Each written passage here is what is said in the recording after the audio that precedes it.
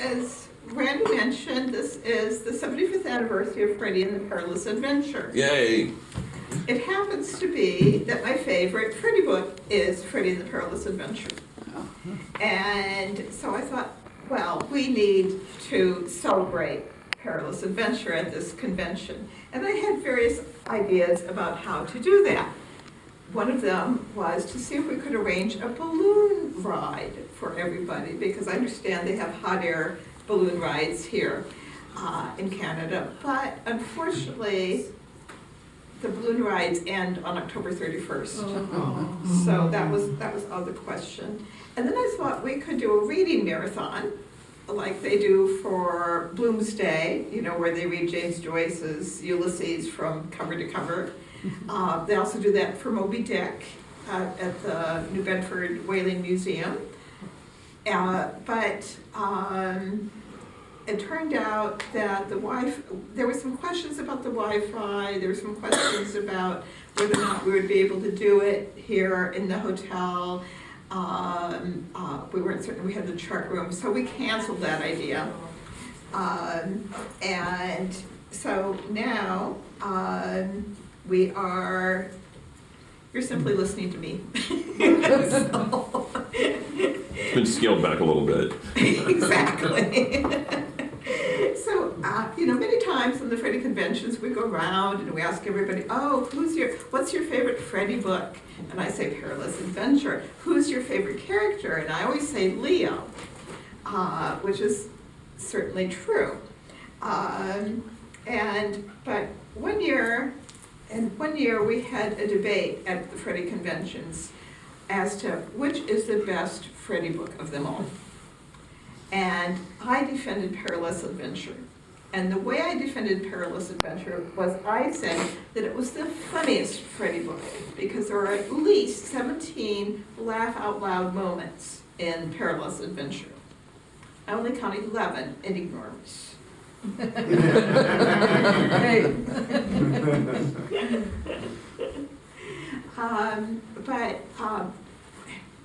As I was mentioning, I sort of worked up a quasi presentation based around the idea of like what makes Perilous Adventure funny.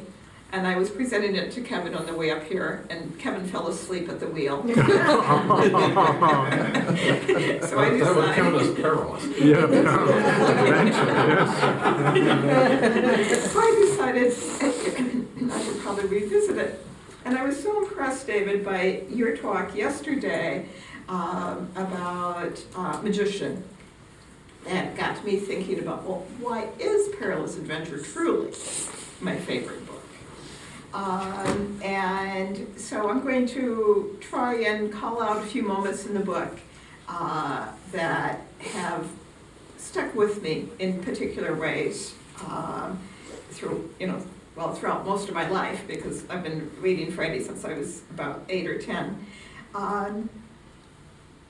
Just for a brief synopsis for those of you in the room for whom the events in Perilous Adventure may not be uppermost.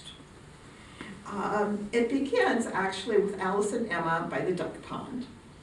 And Alice is thinking she would like to go out and have more adventures in life. She'd like to see something besides the duck pond. And Emma is saying, but what's wrong with the duck pond?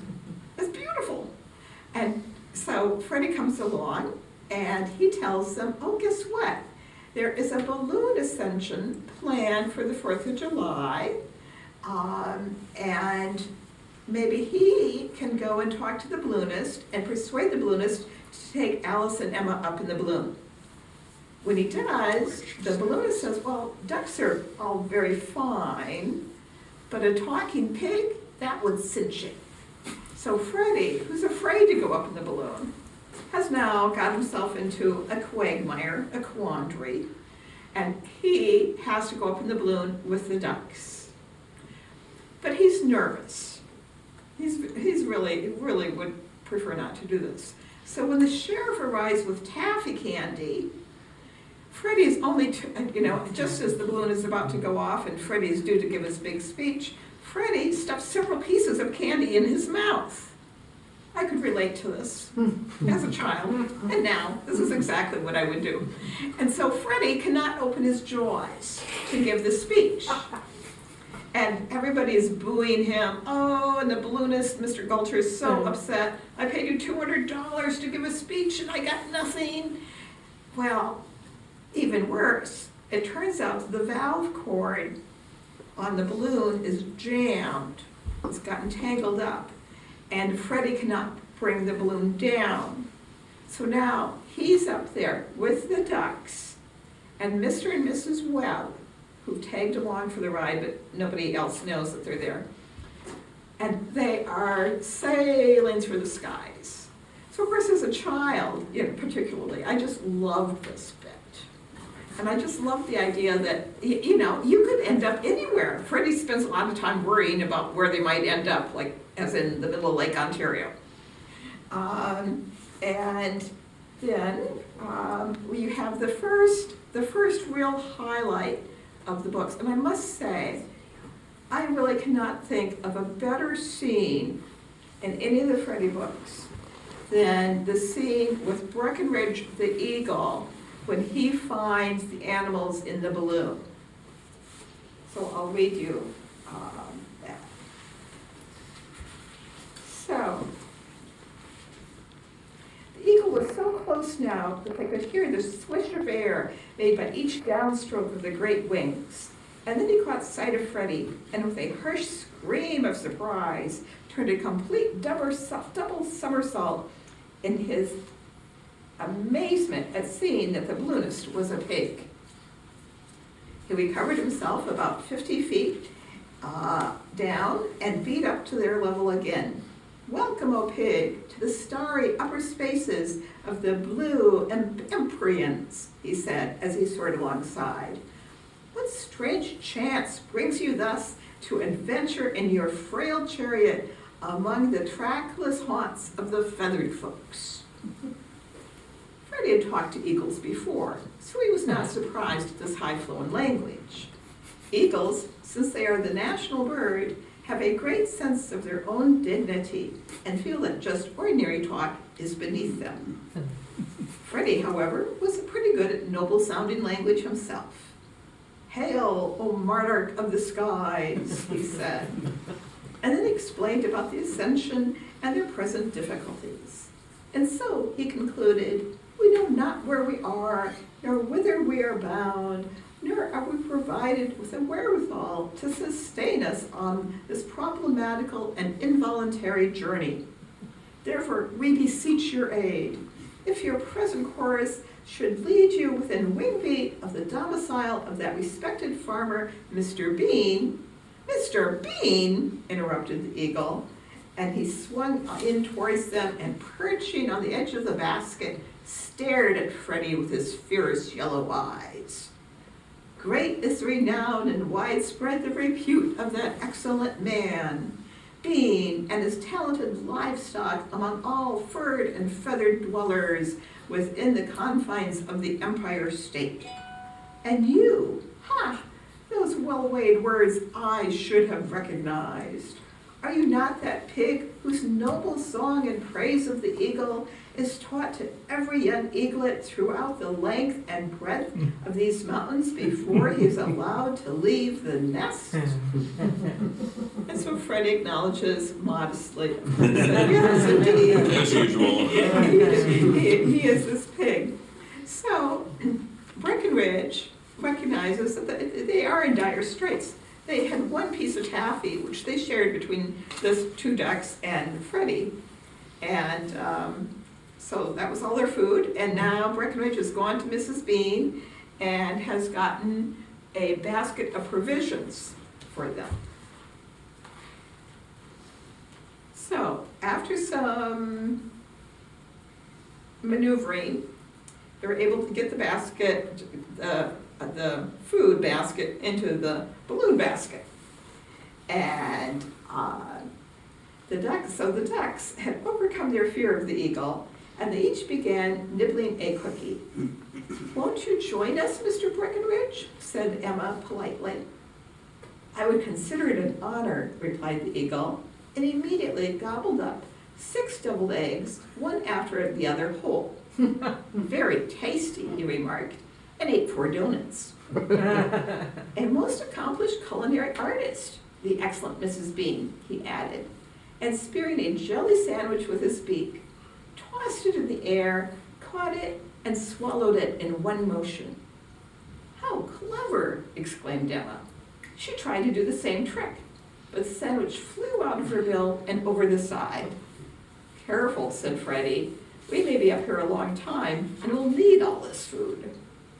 But the eagle, flattered by Emma's admiration, continued to do the trick until 8 jelly sandwiches, 4 bananas, and 6 slabs of gingerbread had disappeared.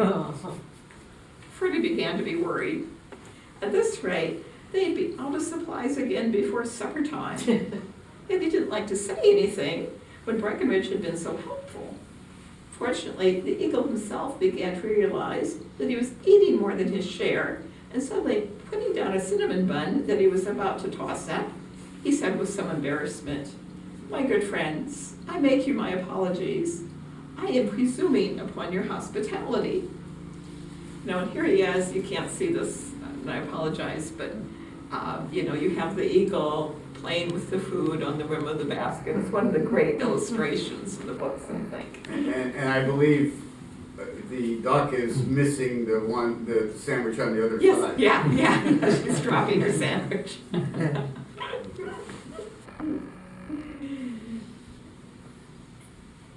So, you are the very pattern of politeness, replied Breckenridge, and for several minutes they continued to exchange compliments. It was probably one of the most polished exchanges which had ever taken place in a balloon. Indeed, Freddy was so exceedingly courteous that he almost persuaded the eagle to eat up the rest of the provisions. At this point, luckily, Alice interposed. Perhaps, she suggested, they could make Breckenridge some return for his service, which would not be quite as ordinary as just something to eat. And so Freddy creates another verse for the of his ode to the eagle poem. So in any case, that is, I think, just an exquisite scene and shows Brooks's artfulness and his ingenuity. So then, what happens in the book is that there's a terrible storm, and the balloon is blowing hither and non.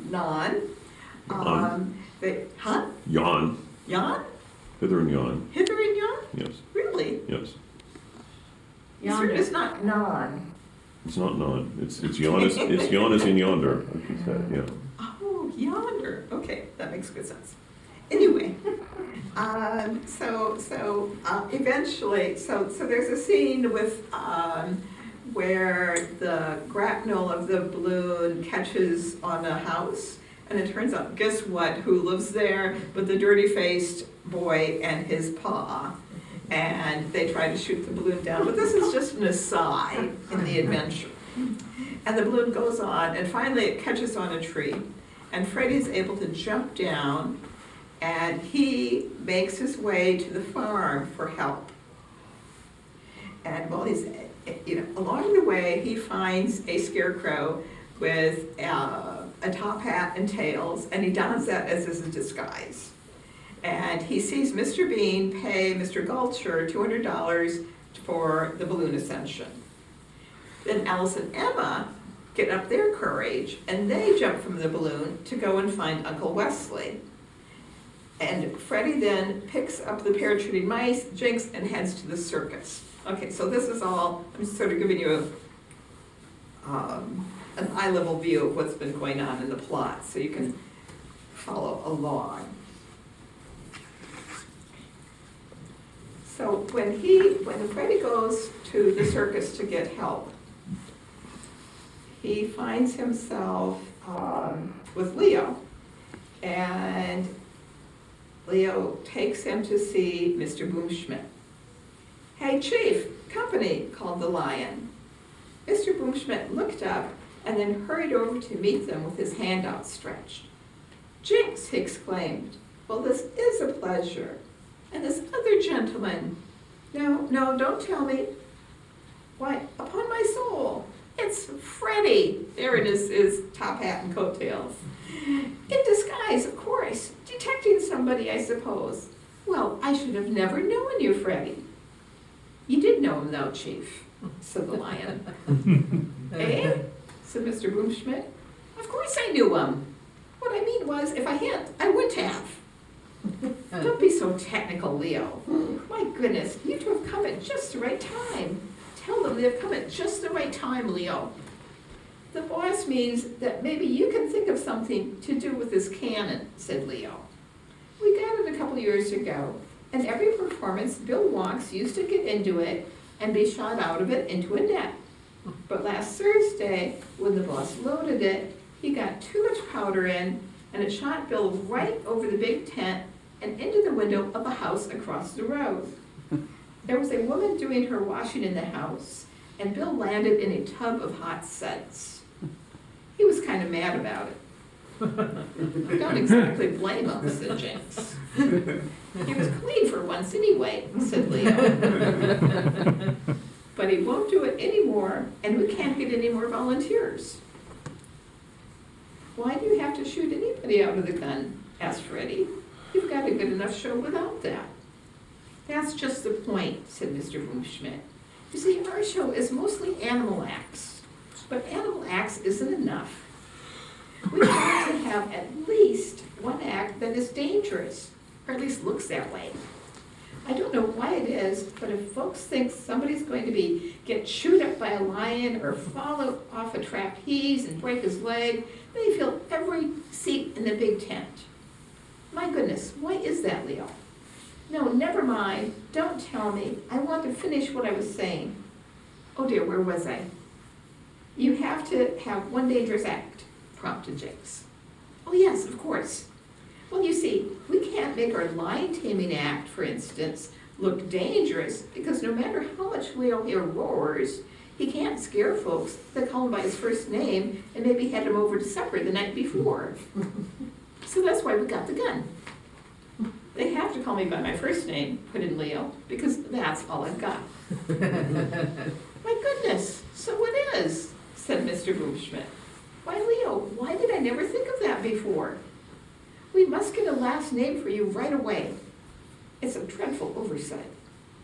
How can people write letters to you or... He stopped. There now, I've lost my place again. I wish you wouldn't keep getting me off the track, Leo. He pushed his hat back and scratched the front of his head thoughtfully, and then he pushed the hat forward and scratched the back of his head, and then he said, oh yes, the gun, isn't it?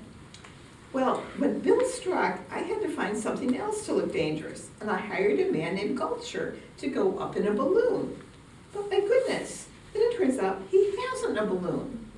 So then I tried to get some volunteers to be shot out of the gun. And that was a funny thing, and I don't know quite how to explain it. We had 9 volunteers, but every one of them was an elephant or a rhino or some animal too big to go into the gun. And then the animals who were small enough volunteered.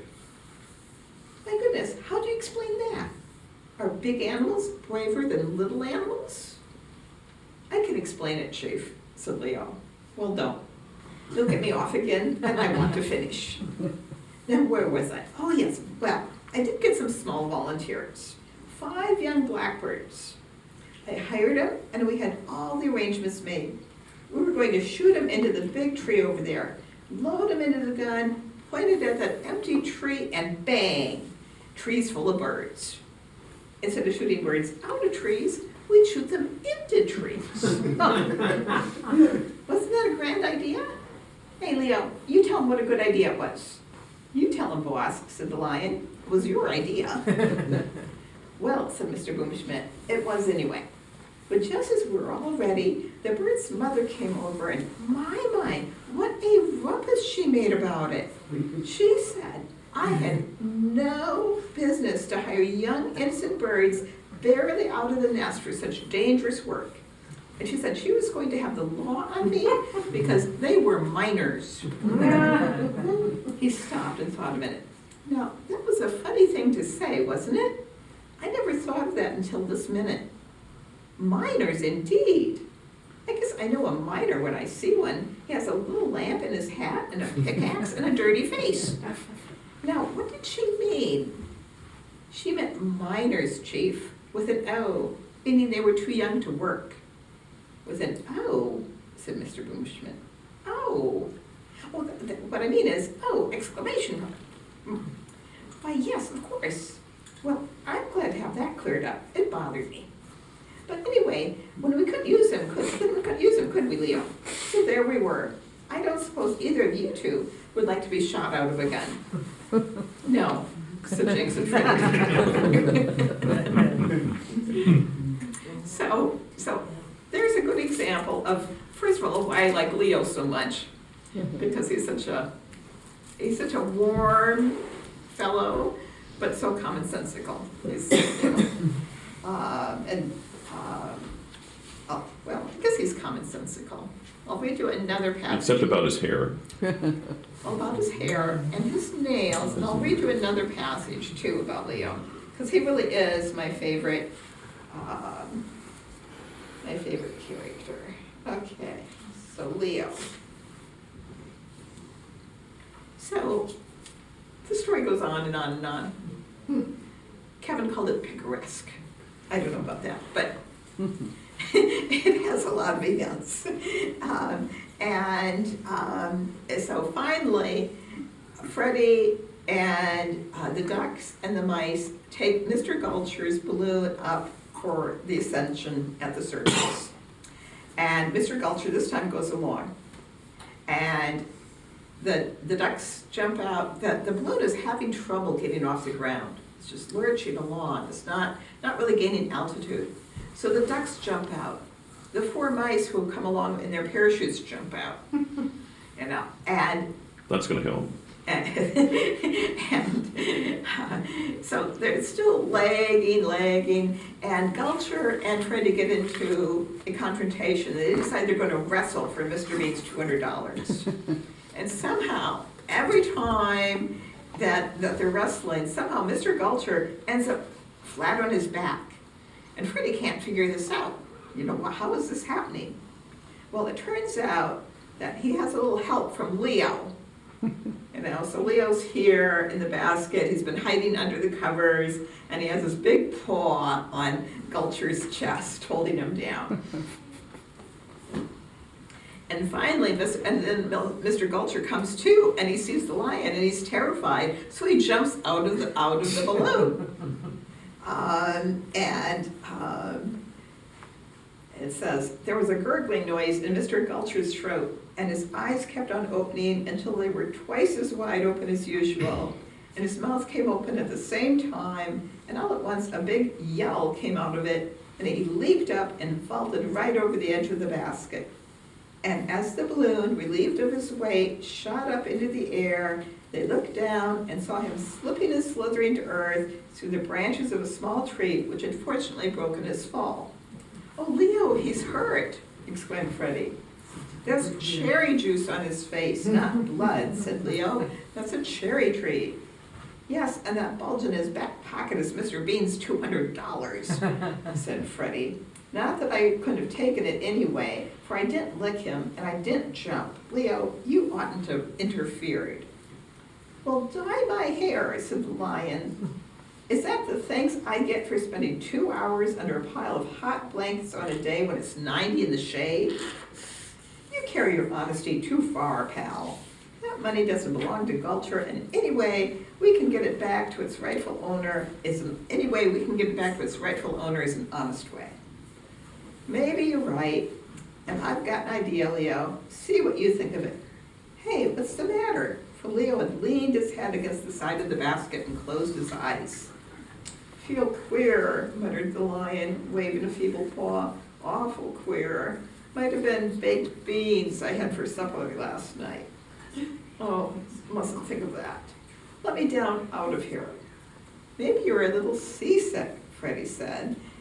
Freddy saw that they had passed over the trees and were drifting across a wide hayfield. He pulled the valve cord, and in a moment they began slowly to go down.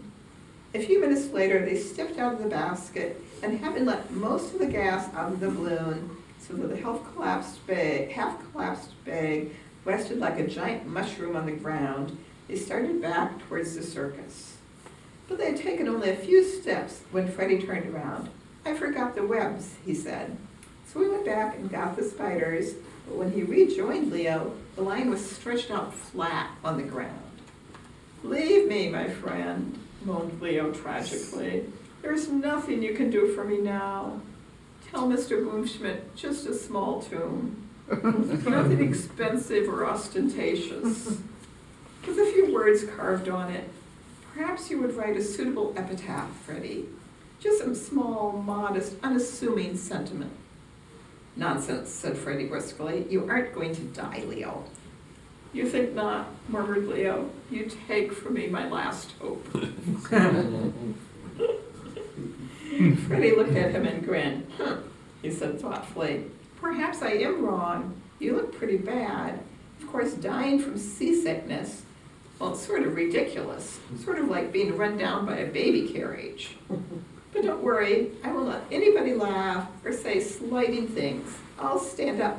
Funny, eh?" Leo jumped to his feet. "Just let him try laughing, that's all." He glared ferociously. "Come on, Freddy. Come on," said Freddy. "I want to try my plan." So that's Leo, and I just think he's adorable. Emma and their adventures, which I talk about in the little article I wrote for the newsletter, so I won't discuss it here. But, not only do you have your 11 laugh out loud moments, but you have the scene in the balloon with Breckenridge. You have Leo doing a wonderful turn as himself. And then at the very end, you have this coda that this was, it's funny because, somebody was talking last night about, what you might have tried to do as a child based on the Freddy books. And I tried to put together a little circus of my own. And have the animals in cages, and people would tour the circus, and nothing really came of it. But at the end of this book is sort of there's a be kind to animals digression almost, where Freddy has had a wrestling match with Mr. Gulcher, and he landed on the lap of Jimmy Wiggs. And so Jimmy had to be carried away from the match. And then Jimmy has put together this little circus of his own, and his older brother threatens to tear things up and cause a lot of trouble, maybe hurt some of the animals. And so Freddy and Mr.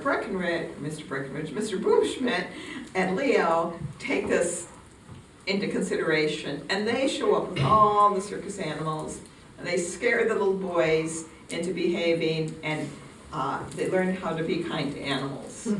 And I have remembered that little coda, for all my life. I've thought about that. So that's it.